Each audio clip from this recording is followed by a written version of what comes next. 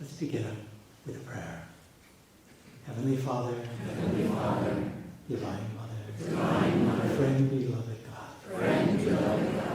Jesus Christ, Babaji Krishna, Lahiri Mahashaya, Swami Sri Yukteswarji, beloved Guru, Paramhansa Yogananda ji, saints of all religions, beloved Swamiji, we humbly bow to you all.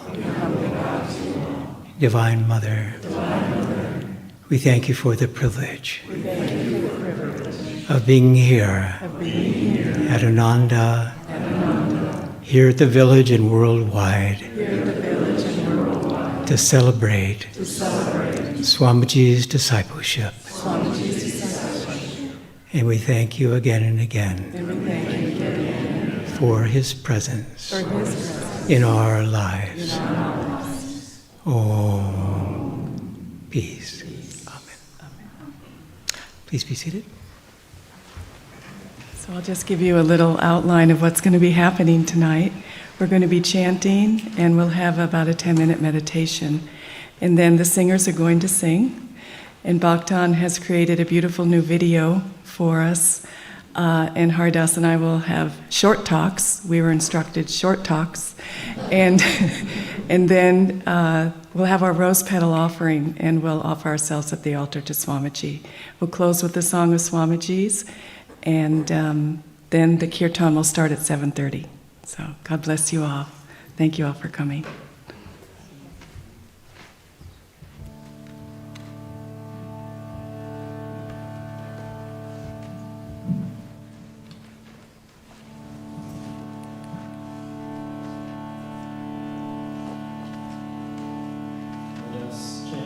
First chant of Swamiji is very appropriate for a beautiful evening celebrating his life. You fill my heart with music.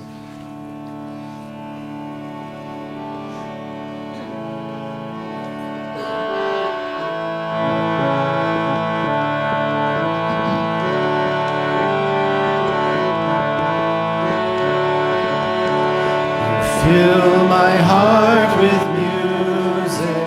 I dance through life with thee. I sing your song and sorrows gone. In joy I live ever free. You fill my heart with music. I dance through life with thee. I sing your song and sorrows gone. In joy I live ever free. You fill my heart with music. I dance through life with thee. I sing your song and sorrows gone. In joy I live ever free.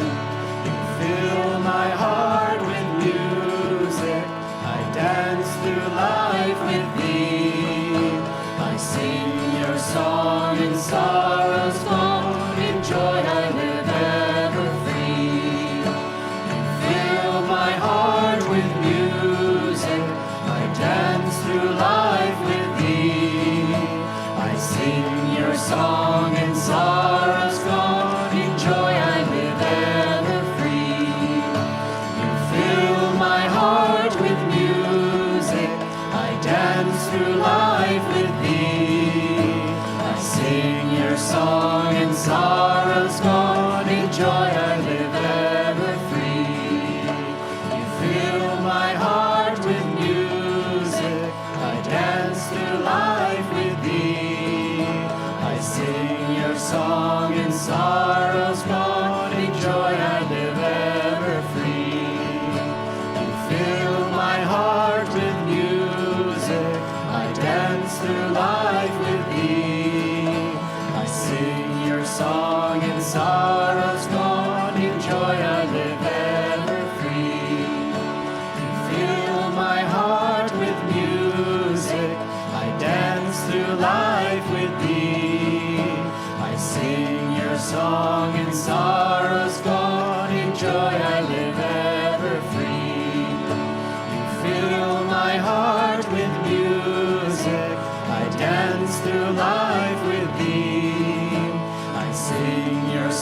song and sorrows gone, in joy I live ever free. You fill my heart with music, I dance through life with thee. I sing your song and sorrows gone, in joy I live ever free. You fill my heart with music, I dance through life with thee. I sing your song and sorrows gone, in joy I live ever free. You fill my heart with music, I dance through life with thee. I sing your song and sorrows gone, in joy I live ever free. You fill my heart with music, I dance through life with thee. I sing your song and sorrows gone, in joy I live ever free. You fill my heart with music, I dance through life with thee. I sing your song and sorrows gone, in joy I live ever free. You fill my heart with music, I dance through life with thee. I sing your song and sorrows gone, in joy I live ever free. Fill my heart with music, I dance through life with thee. I sing your song and sorrows gone, in joy I live ever free. You fill my heart with music, I dance through life with thee. I sing your song and sorrows gone, in joy I live ever free. You fill my heart with music, I dance through life with thee. I sing your song and sorrows gone, in joy I live ever free. You fill my heart with music, I dance through life with thee. I sing your song and sorrows gone, in joy I live ever free. You fill my heart with music, I dance through life with thee. I sing your song and sorrows gone, in joy I live ever free. I sing your song and sorrows gone, in joy I live ever free. I sing your song and sorrows gone, in joy I live ever free.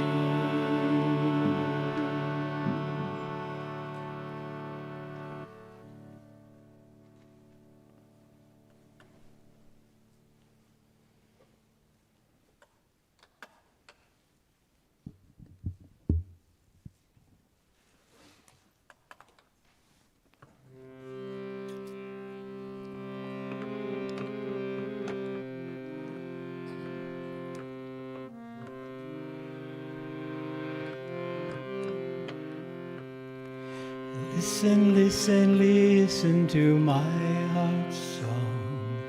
Listen, listen, listen to my heart's song. I will never forget thee, I will never forsake thee. I will never forget thee, I will never forsake thee. Listen, listen, listen to my heart's song. Listen, listen, listen to my heart's song. I will never forget thee, I will never forsake thee. I will never forget thee, I will never forsake thee. Listen, listen, listen to my heart's song. Listen, listen, listen to my heart's song. I will never forget thee, I will never forsake thee.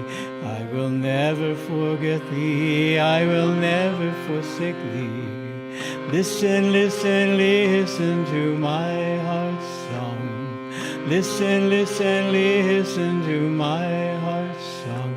I will never forget thee, I will never forsake thee, I will never forget thee, I will never forsake thee.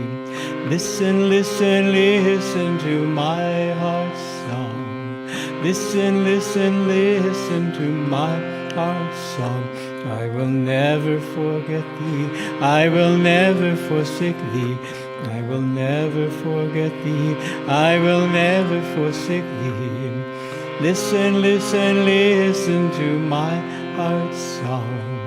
Listen, listen, listen to my heart's song. I will never forget thee, I will never forsake thee, I will never forget thee, I will never forsake thee. Listen, listen, listen to my heart's song.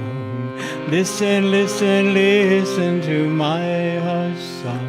I will never forget thee, I will never forsake thee, I will never forget thee, I will never forsake thee. Listen, listen, listen to my heart's song. Listen, listen, listen to my heart's song.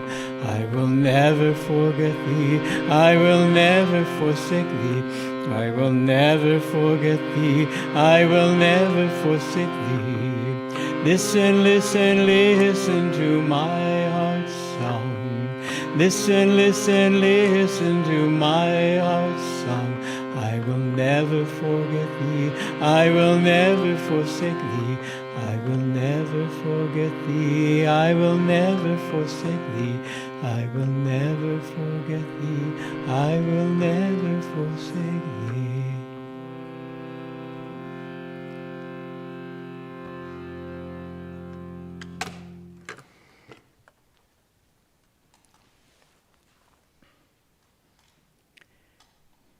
Let's meditate. As we meditate together in this beautiful spiritual family of masters and Swami, let's especially feel his presence on this very auspicious day. Feel him within, without, everywhere.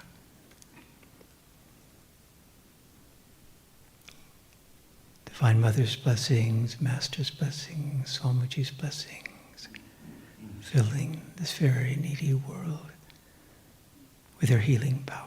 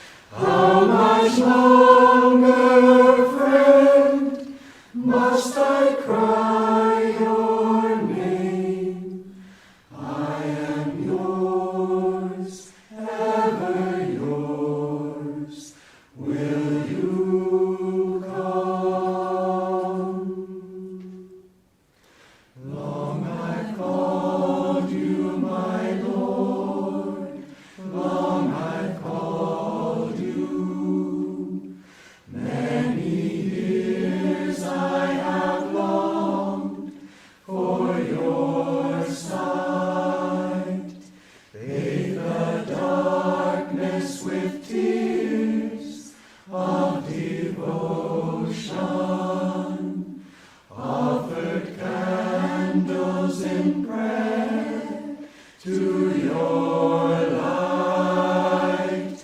How much longer, friend, must I cry your name? I am yours, ever yours. Will you come?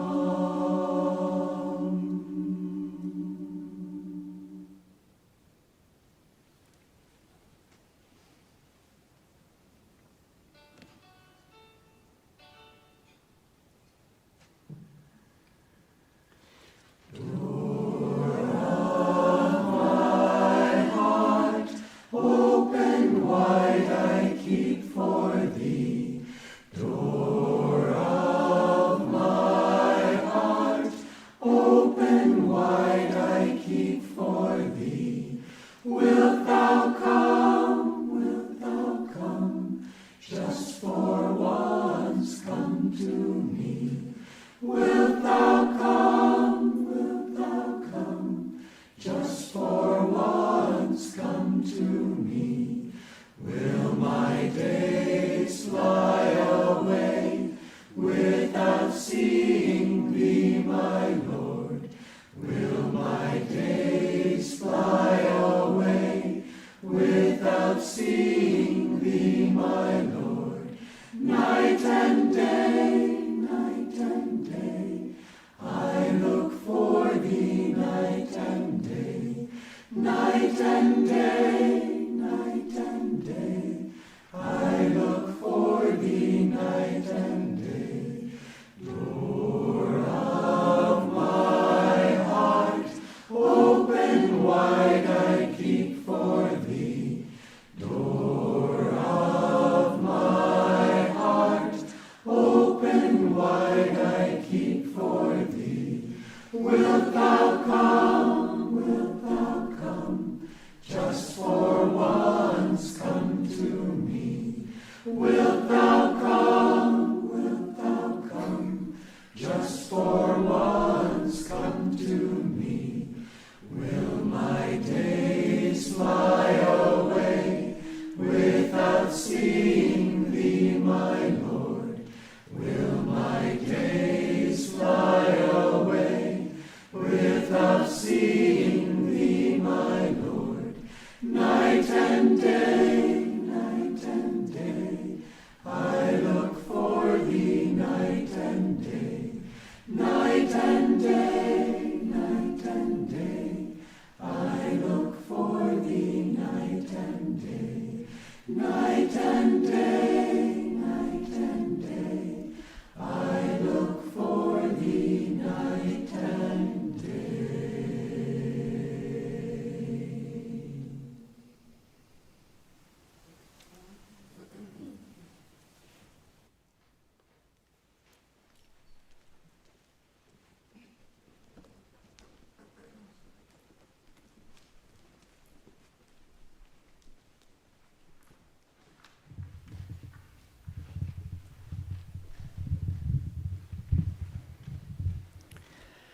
Well, thank you. Absolutely beautiful.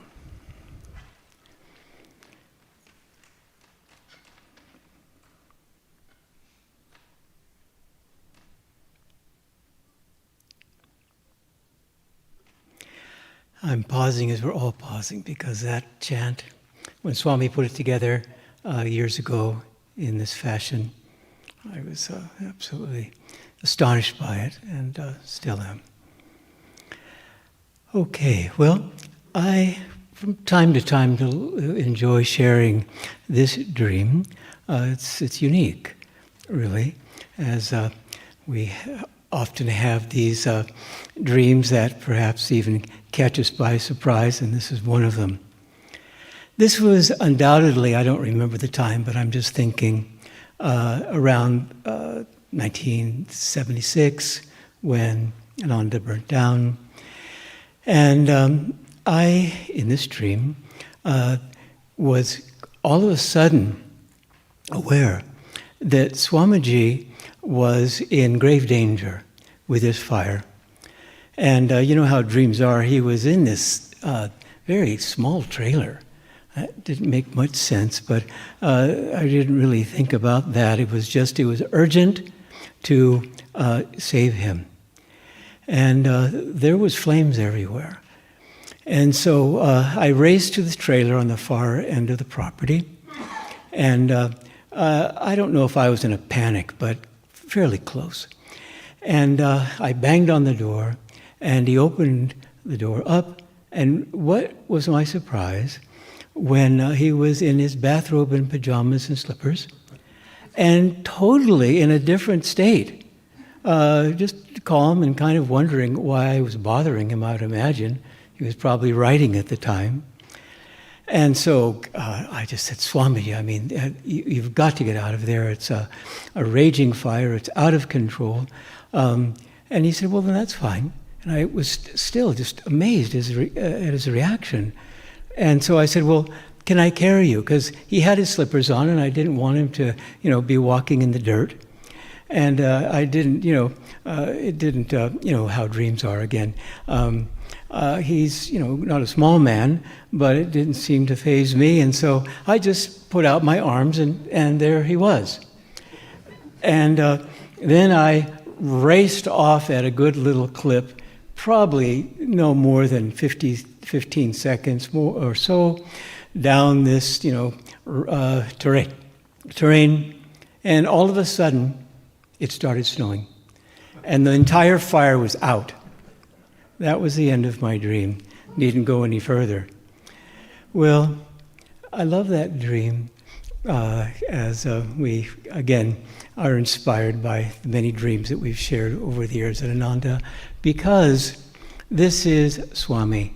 He came in, I think, there was many roles he played, but certainly also as a fireman, always putting out the fires that, of course, we generated in so many ways, individually, collectively, and so on.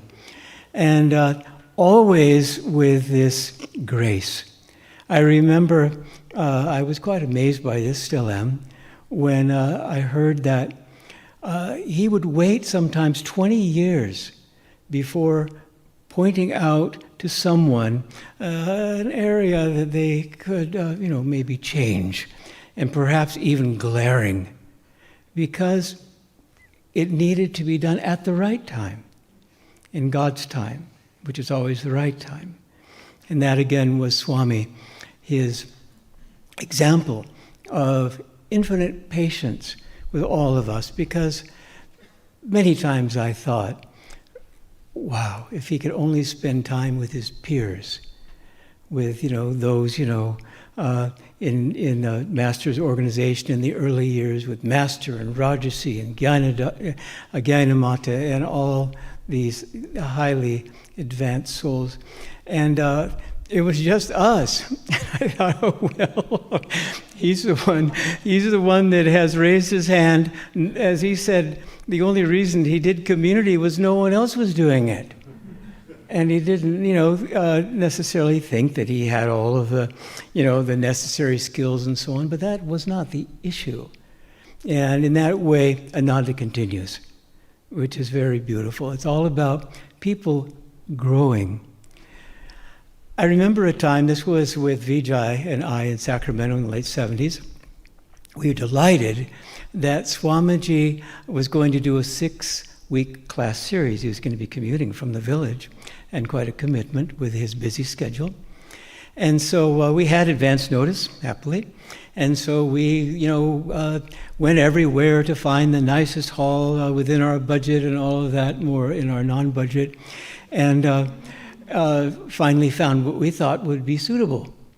And so he gave us first class, of course. It was very inspiring, good turnout. We were delighted.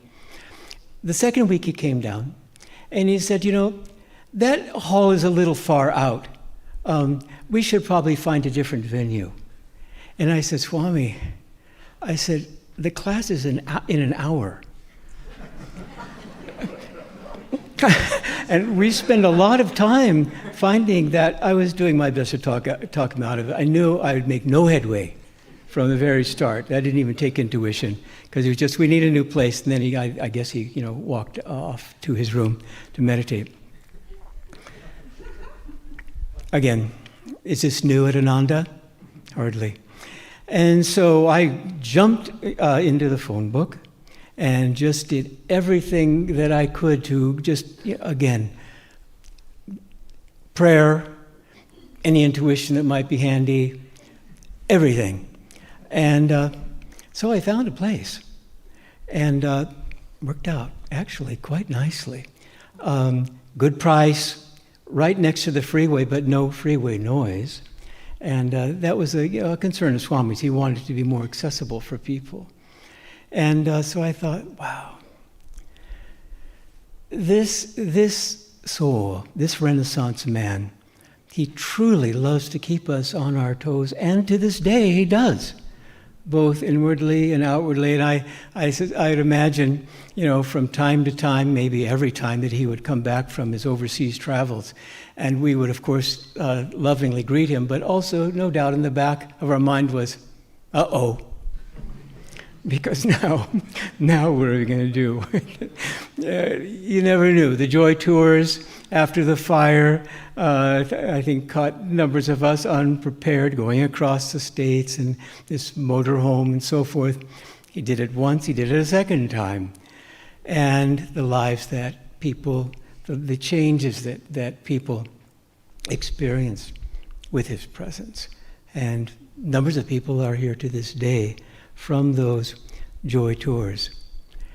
Swamiji, these types, these Renaissance men, and truly they deserve to be called in that way, they don't come around that often.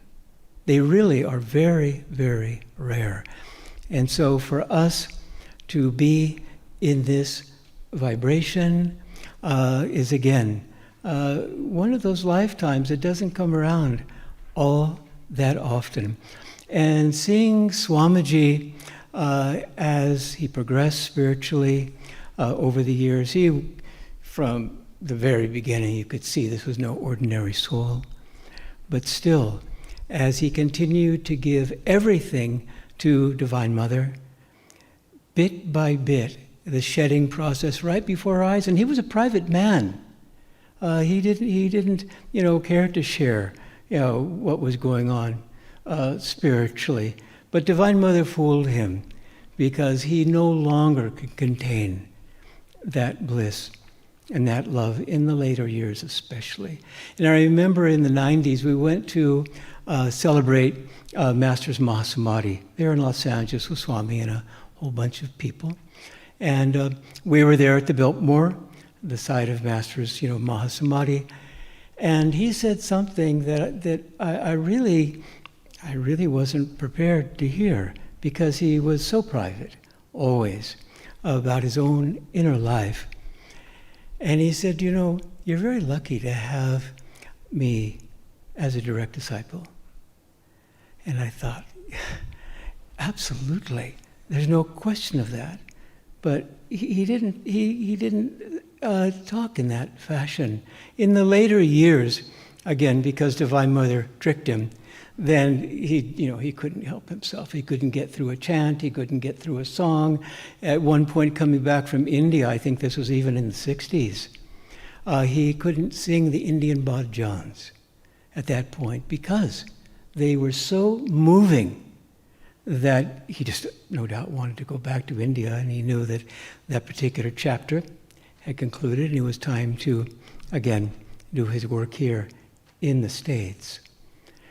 So, again, the challenge of being up here always is wanting to hear from all of you. And there's nothing we can do about it except that we're all getting to be more and more borderline omnipresent. And that's a big help with our growing intuition, with our feeling for ourselves as we feel for others, as we feel for ourselves, feeling for others, all of that. The growing compassion, which again is the true gift of Swami.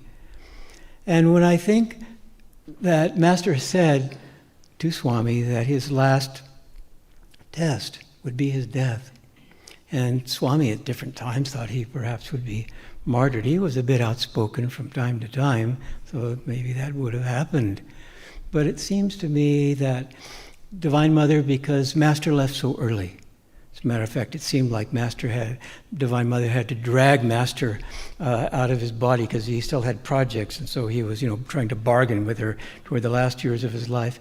But perhaps because he left at such an early age, at 59, then Swami was kept around in his mid-80s. And starting a major work in India at 75 years old, raise your hands if you've heard of anyone that has started a major work at that age. This is, again, as Swamiji said in Pune a couple of years before he left, I think I must be a little bit crazy because I've never worked so hard in my life. I think I'm a little bit crazy. And crazy for God, as we know. And so the privilege of being here together, spiritual family. I often think of the end of the Autobiography of a Yogi, where Master says, "Lord, thou hast given this monk a large family." And look at the family that we have bursting at the seams everywhere. We find that people have read the Autobiography of a Yogi. They come to Ananda. They come to the various centers worldwide. I'll tell you, and then I'll turn it over to Roma. This was a new experience up at the meditation retreat. We had this wonderful soul. She's left now, just there for a week, from Uganda. And so people come from all over the world at the Expanding Light and Crystal Hermitage in here, and so we love that. But in a way, that's not new. They're from Mexico and New Zealand, all that stuff, and it's an absolute joy, and especially taking the time, airplane travel. Oh my God! So it seemed like a routine question. So where are you from? People come constantly from the Bay Area. I figured, San Francisco, San Leandro, Uganda. I said, "You came from Uganda? And you're here for a week?" She said, "Yeah, and I'm coming back for Christmas. And I'm going to bring some friends." As a matter of fact, they're jealous right now. She has a little meditation group. And I said, "They're happily jealous, though, right?" She said, "Yes, that's right. They're happily jealous." And she said, "My company is going to be sending me to San Francisco in March." And I said, "Isn't that great?" I hear again and again how corporate is always sending people all around. And it just so happens there's a center, a meditation group, or a colony nearby. Thank you. Yeah, it's much appreciated. So where are you from? Uganda. Oh my God. That's not a small trip. And again, she read the Autobiography of a Yogi, was touched to her core, and came. And so again, the roles that we are all playing, again, we all know our job description is just to get out of the way, let go, and let God. So happy Swamiji's discipleship. Thank God that Divine Mother created that miracle when he didn't want to go to the bookstore in New York. He had already said, I'm too intellectual. He had seen the AY. He was struck by Master's photo. And his feet, all of a sudden were propelling him there. Wow. And the miracles continue. God bless.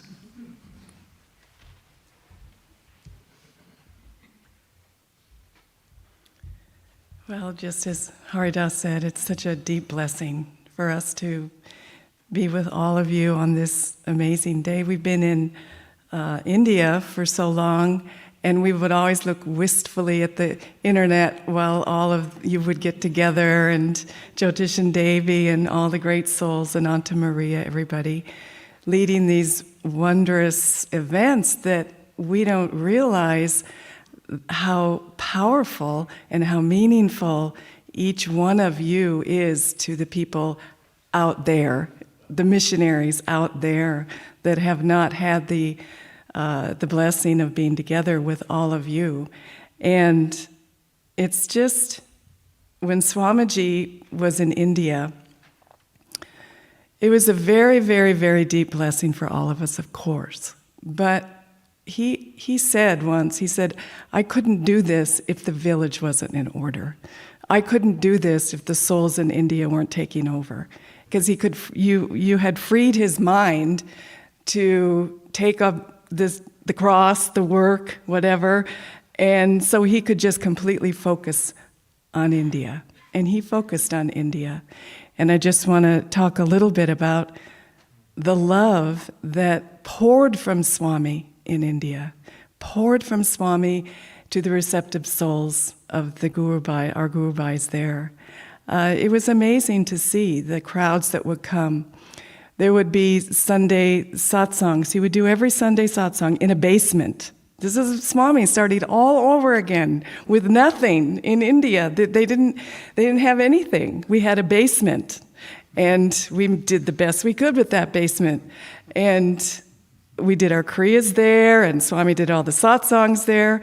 But pretty soon the magnetism of Swami's love became so great that we couldn't fit in the basement anymore. So we had to move, and then we got a bigger house, and then we got a bigger house, and the work grew, and we talked to bigger halls, and then all of us were speaking to huge amounts of people, and Swami was always, always present, 100% sharing his love.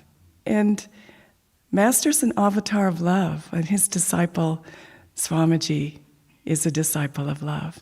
And that's what the Indians felt. That's what drew them. It was the magnetism of his love. His words, yes, and all of the philosophy, but it was his love. It was astounding how much they responded to that, as each one of us have. And, when he left his body, it was a shock to India. It was to the people, to all of us, of course. And I'll just share with you how we experienced it. We were in Koramangala. He had asked us to come back, and we were running this center in Bangalore, Koramangala. And one Sunday, we were doing a satsang, and we were doing a discipleship ceremony. We were doing a level 3, and there's this little break in the discipleship ceremony. There were about a dozen people there. And you teach the class, then you take a little break, and then you come back and do the discipleship ceremony. Well, I got this intuition. It was just out of the blue. Right after the satsang, we're just going to turn into the discipleship ceremony. I got this intuition, go check your emails. Go check your emails. Now, normally I wouldn't do that. Who does that in the middle of a satsang? Go check, excuse me, I really need to go check my emails. But it was just compelling. And so I did. I went in the bedroom. These places were tiny, they were tiny houses. And I went into the bedroom and I turned on the computer, and there was an email from Lakshman, and it said, Swami passed away 5 minutes ago. It was a shock.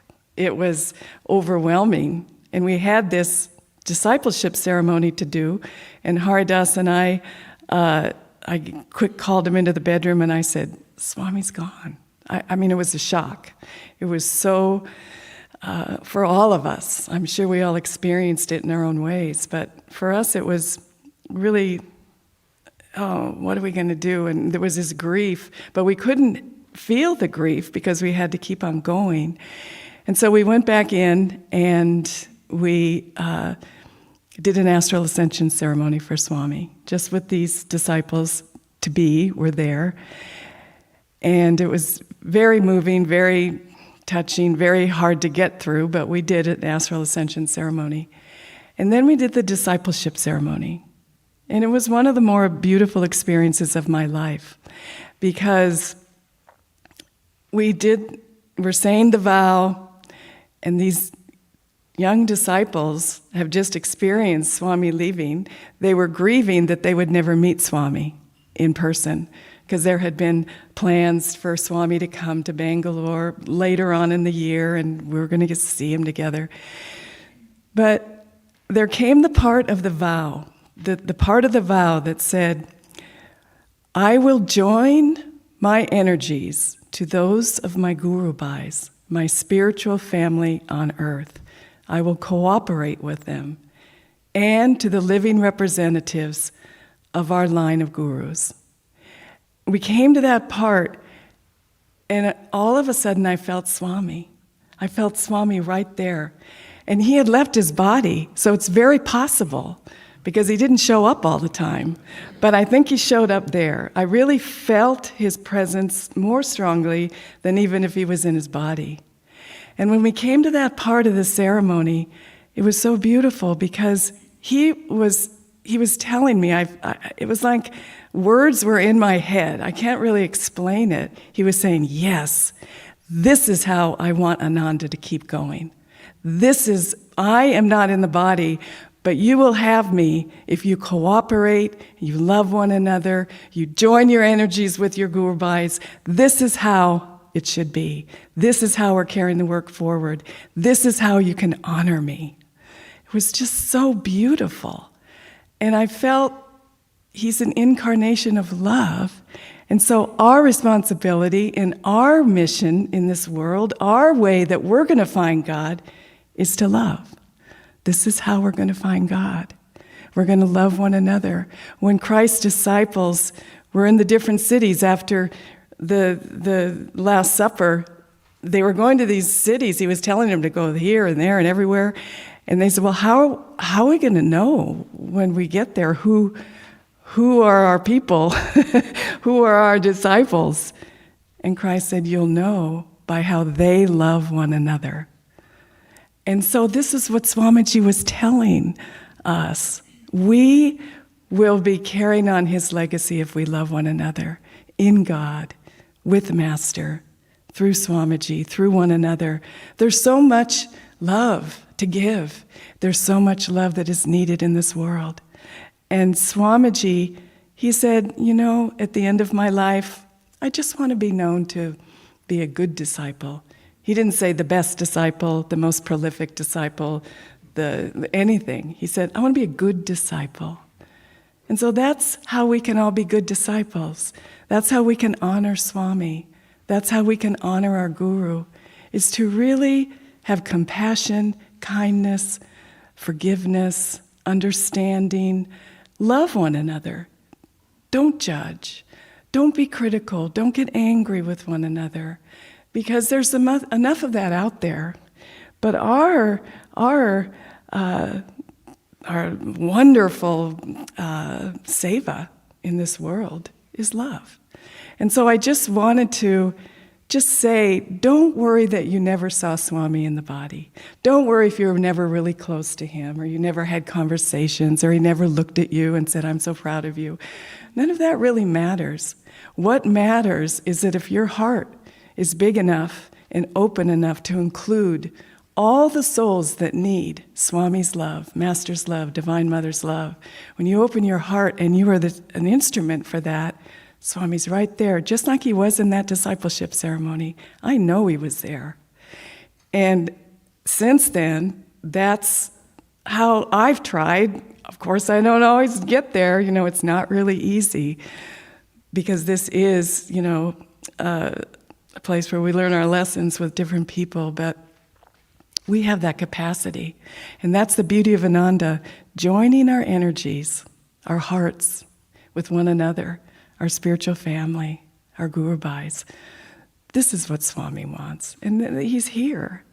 So don't worry that you never met him, and this is what I would tell the people in Bangalore and all over India. They were crushed. But one time, I'll just close with this. At the Expanding Light here, there was this little old man that came to Haridas and I, and he was lamenting his life.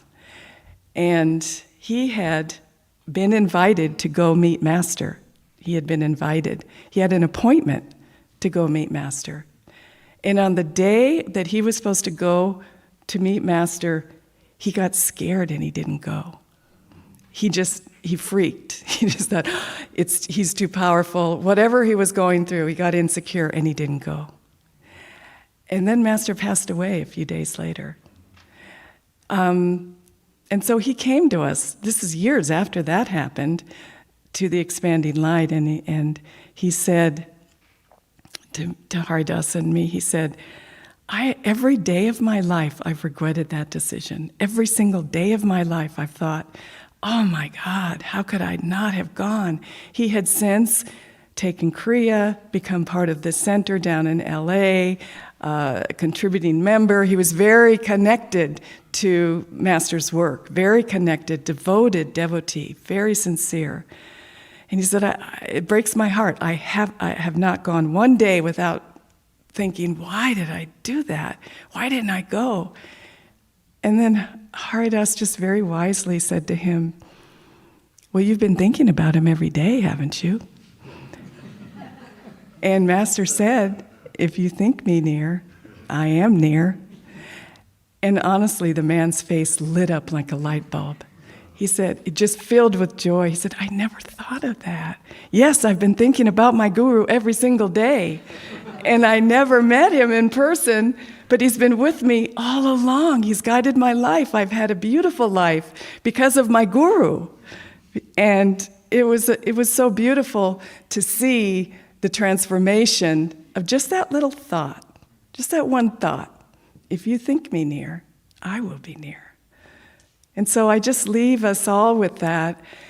Think of God, think of Master, think of Swami. Every moment, he's there, he's waiting for us just to turn our minds to the light, to the spiritual eye, and think of him. Good, bad, successful, whatever we think of ourselves. Master doesn't see us that way. He sees our souls. And he did say that our freedom is our destiny, and that he would never give up his job about us. He said he would never give up his job about us. And that goes for all of us. So on this special discipleship ceremony day, Haridas and I just are so grateful to be back here with all of you. It's a deep, sincere blessing for us, and a wish that all of us can just go forward and love one another as Divine Mother has loved us. So God bless you, and thank you for everything. And now we will have a short video. Bhaktan created one about Swami.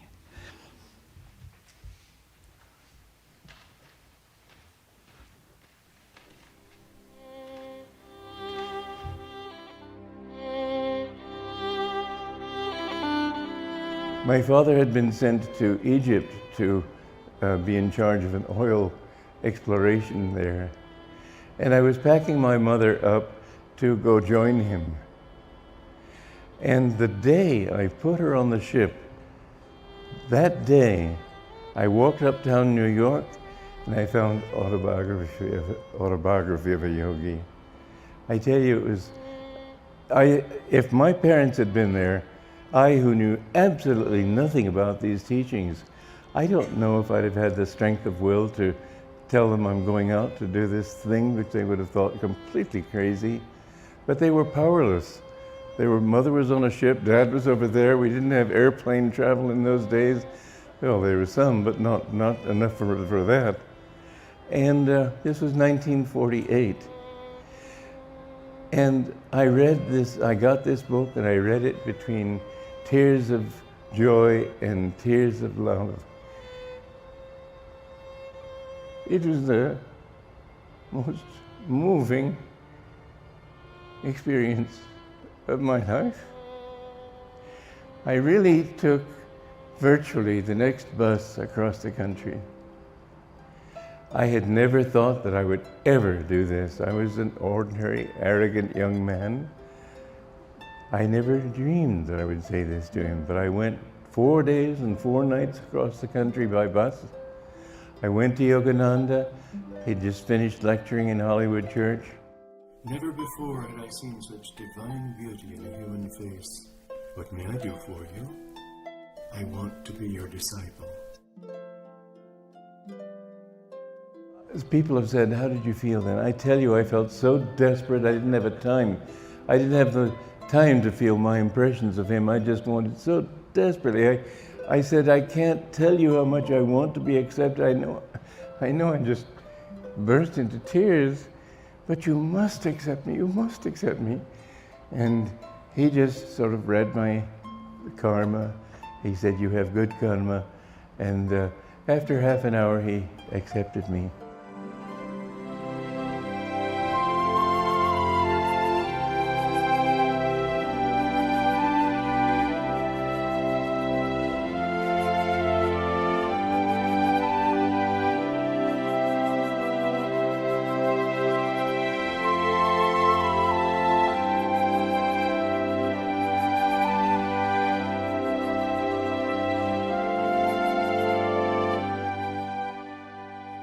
I have never regretted those words in these 61 years. It was the pivotal point of my life. And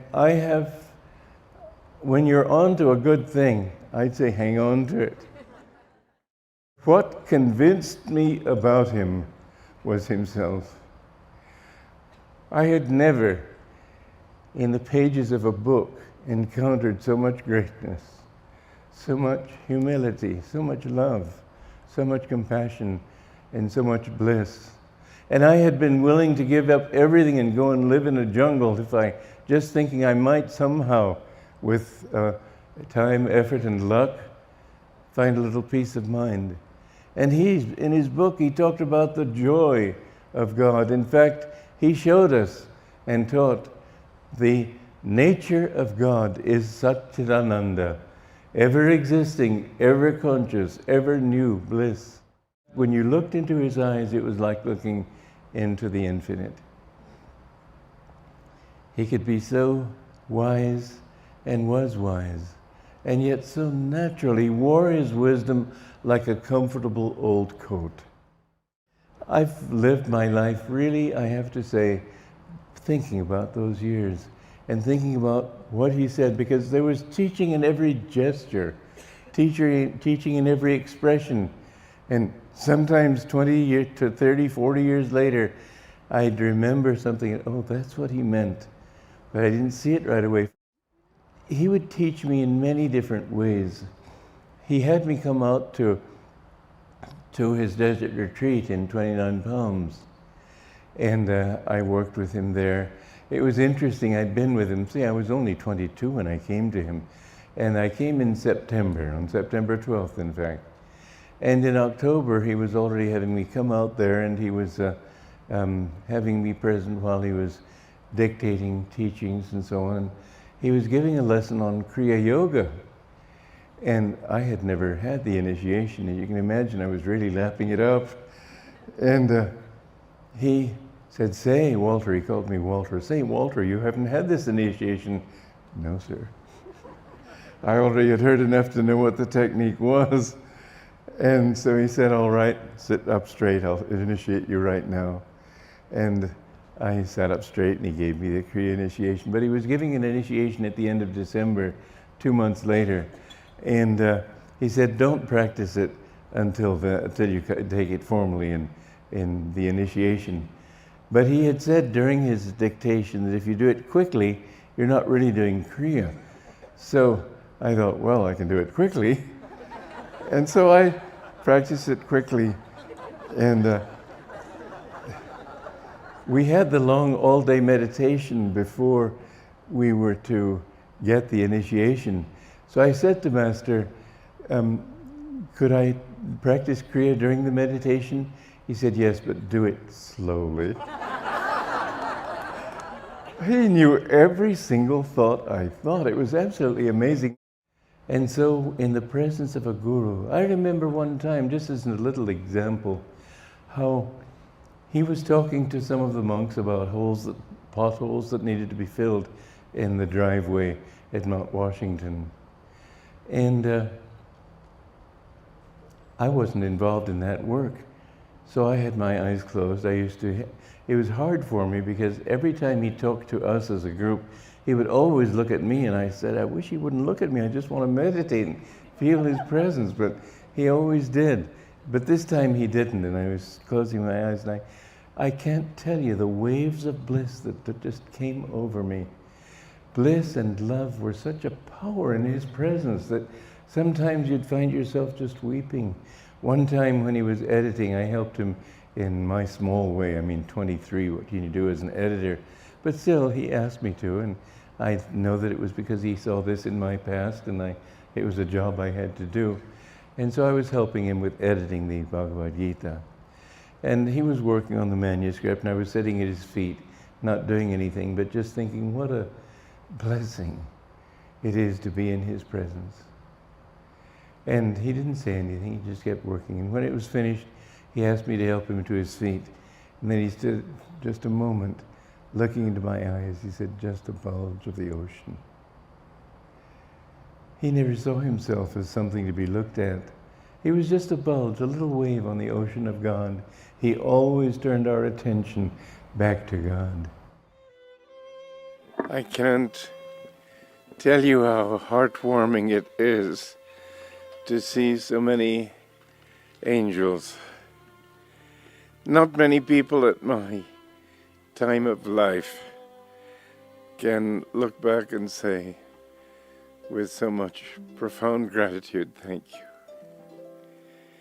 I thank all of you, and I thank Master for what he has given to you through me. And I have no regrets at all. I feel that everything has been a step upward, and everything has been cause for great celebration. And I thank you all for coming here and celebrating this anniversary with me. If I finish by saying that anything that is good in me, I have to attribute to him. If not in this life, in other lives. Because it's only through that example of purity, kindness, respect, egolessness, and desire to help other people. All these come through the grace of God, through the Guru. God's grace is there, but it's very few who actually receive it. They have to open themselves to him. And you can't open yourselves to him until you can get rid of that ego. It's his love that helps to open that ego and to see that I'm nothing, he's everything. When you've reached that point, then you know that he's ready to give you himself. And that's what he's come to do, is to give us himself that we may know God. I've seen this light growing in so many of you, and it's an absolute blissful blessing to me to see that change in you. Master is alive, and he is working in this world. And this ray that he has brought to this planet is something that will be a transforming power in the world. Take it seriously. Know that God is in you, and he empowers you and wants to empower you. You are who must shine with that same light. And the more you do so, the more you will find in yourself the channel is blessed by that which flows through it, Master said. And you will find that blessing just increasing in life until everything you see is beautiful.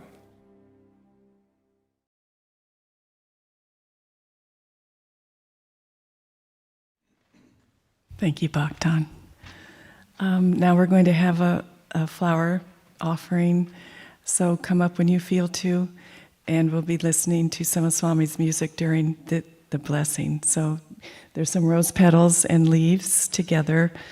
Krishna gave Arjuna, said that even the leaf given in devotion will please me. So take some leaves and rose petals and offer yourselves at the altar of love.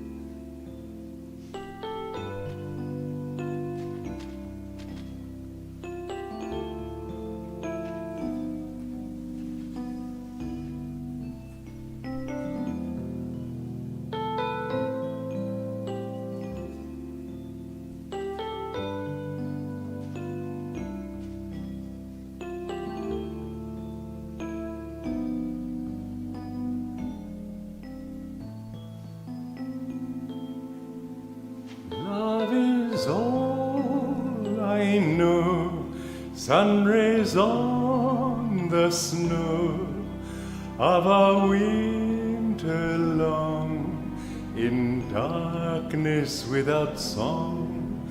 Oh, my heart's a fire, burning all desire. Only you remain, and life again.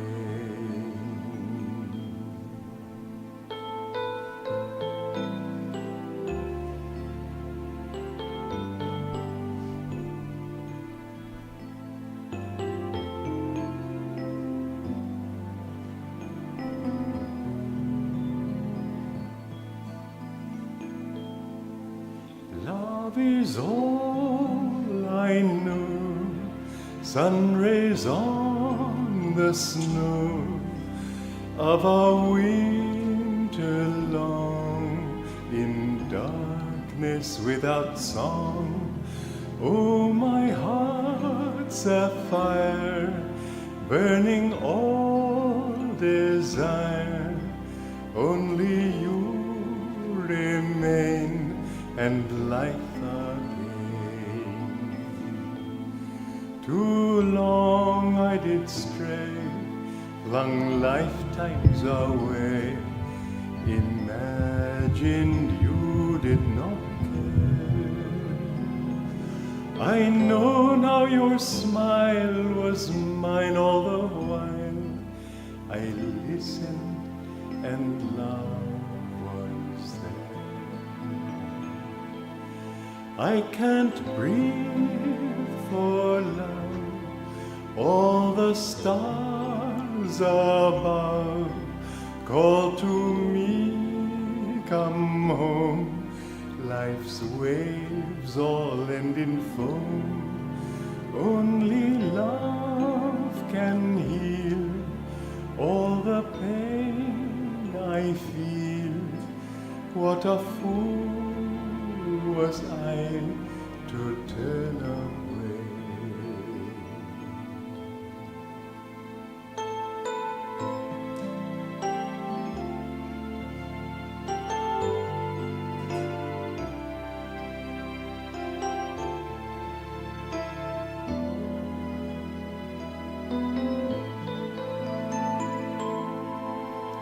Love is all I know, sun rays on the snow of a winter long, in darkness without song.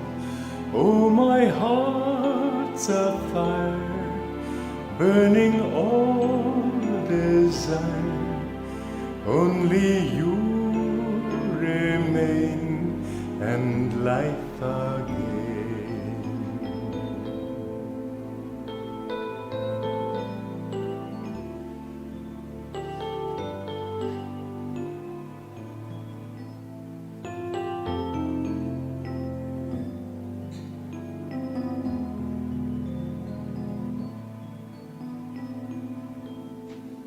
Love is all I know, sun rays on the snow of a winter long, in darkness without song.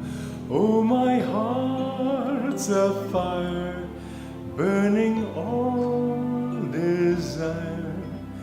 Only you remain, and life again. Too long I did stray, flung lifetimes away, imagined you did not care. I know now your smile was mine all the while. I listened and love was there. I can't breathe for love, all the stars above call to me, come home. Life's waves all end in foam. Only love can heal all the pain I feel. What a fool was I to turn away.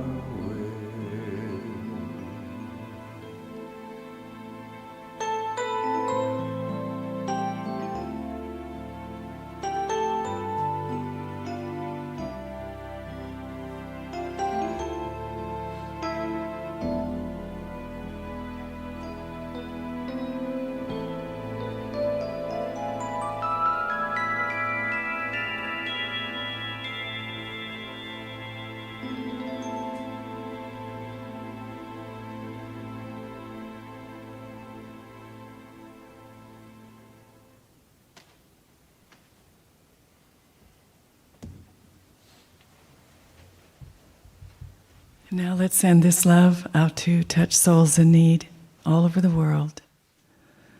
Divine Mother, Thou art omnipresent. Thou art in all Thy children. Manifest Thy healing presence in souls in need everywhere.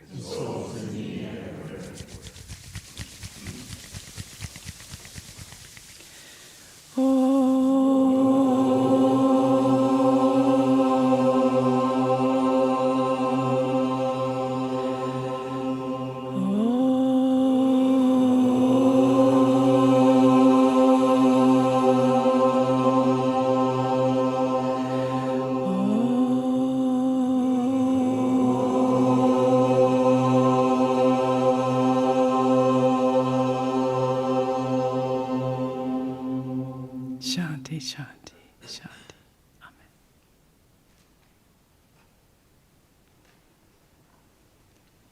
And now we'll have our chanters come up. There is going to be an Om vigil starting at 7:30. So, good night, everyone. God bless you.